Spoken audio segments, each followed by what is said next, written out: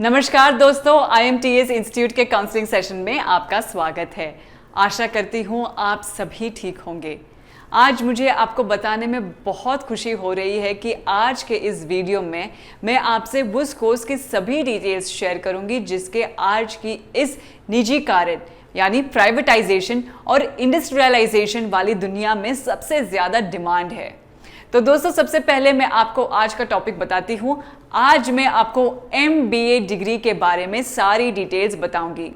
तो सभी स्टूडेंट्स जो MBA डिग्री करना चाहते हैं उन्हें ये वीडियो एंड तक ज़रूर देखना चाहिए ताकि उन्हें उन सभी टॉपिक्स का क्लियर आइडिया हो जाए कि MBA डिग्री का क्या मतलब है, इस कोर्स को करने का क्या एलिजिबिलिटी क्राइटेरिया है, आपको ये कोर्स क्यों करना चाहिए, इस कोर्स में आपको कौन कौन से स्पेशलाइजेशंस मिलते हैं, MBA कोर्स करने के कौन से मोड्स अवेलेबल है और उनका फीस स्ट्रक्चर क्या है, MBA डिग्री करने के बाद कौन कौन सी करियर अपॉर्चुनिटीज़ है, MBA करने के लिए कौन से एंट्रेंस एग्ज़ाम हैं और उन एग्ज़ाम्स की प्रिपरेशन कैसे कर सकते हैं। शुरुआत करते हैं सबसे पहले क्वेश्चन के साथ कि MBA डिग्री के मतलब क्या है। ये मास्टर ऑफ बिजनेस एडमिनिस्ट्रेशन का एक सब्जेक्ट है जो कि बिजनेस और मैनेजमेंट से जुड़े करियर्स के स्किल्स सीखने में आपकी मदद करता है। अब हम अपने दूसरे क्वेश्चन जो कि एलिजिबिलिटी क्राइटेरिया से जुड़े हैं उसके बारे में बात करेंगे। आपके पास इस कोर्स में एडमिशन लेने के लिए ग्रेजुएशन डिग्री होनी चाहिए और इसकी पर्टिकुलर स्ट्रीम से ग्रेजुएशन करने का कोई स्पेसिफिकेशन नहीं है, जैसे कि कोई स्टूडेंट बैचलर ऑफ साइंस या बैचलर ऑफ आर्ट्स और ऐसे दूसरे स्ट्रीम से ग्रेजुएशन कंप्लीट करने के बाद MBA डिग्री कर सकता है।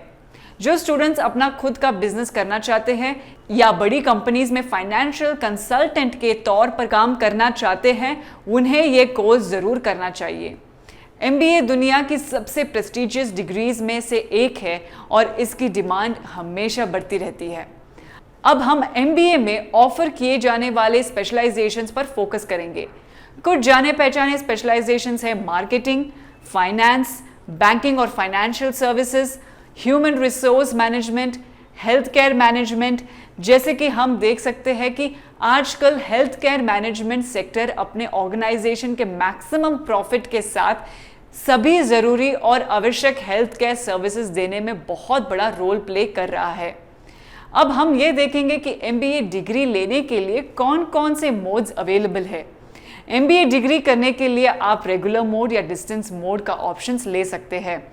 बहुत से इंस्टीट्यूट्स रेगुलर मोड में MBA डिग्री प्रोवाइड करते हैं, पर इन इंस्टीट्यूट्स की फीस बहुत हाई होती है और स्टूडेंट अपने इकोनॉमिकल प्रॉब्लम्स की वजह से अपने सपना पूरा नहीं कर पाते हैं। तो इस प्रॉब्लम को ख़त्म करने के लिए स्टूडेंट डिस्टेंस लर्निंग मोड से MBA डिग्री ले सकते हैं और डिस्टेंस लर्निंग में एडमिशन लेने की कोई एज लिमिट भी नहीं होती है और स्टूडेंट्स सभी स्टडी मटेरियल्स को एक्सेस कर सकते हैं और अपने टाइम के हिसाब से एग्ज़ाम की तैयारी कर सकते हैं। डिस्टेंस मोड से MBA करने का फीस लगभग 20,000 पर सेमेस्टर होती है और इस कोर्स का टाइम 2 साल है।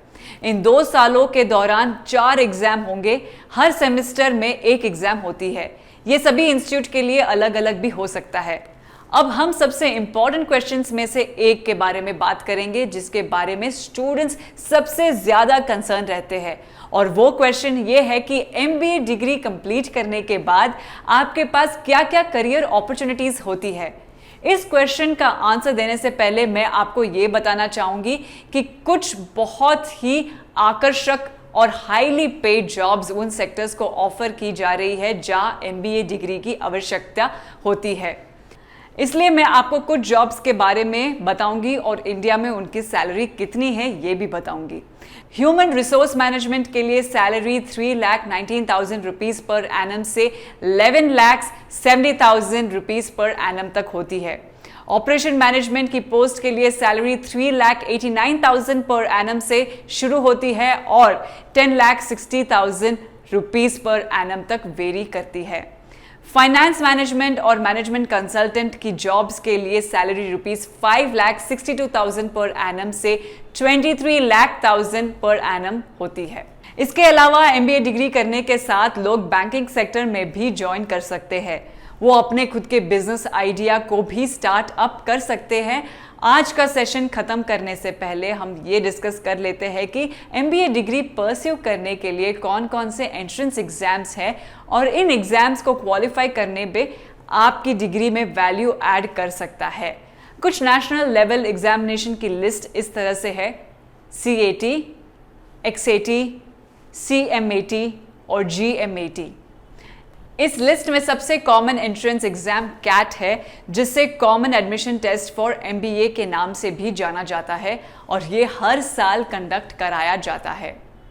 careerlauncher.com के अकॉर्डिंग इस एग्जाम को क्वालिफाई करने के लिए आपको वर्बल एबिलिटी और रीडिंग, डेटा इंटरप्रिटेशन और लॉजिकल रीजनिंग और क्वांटिटेटिव एप्टीट्यूड की प्रिपरेशन करनी चाहिए।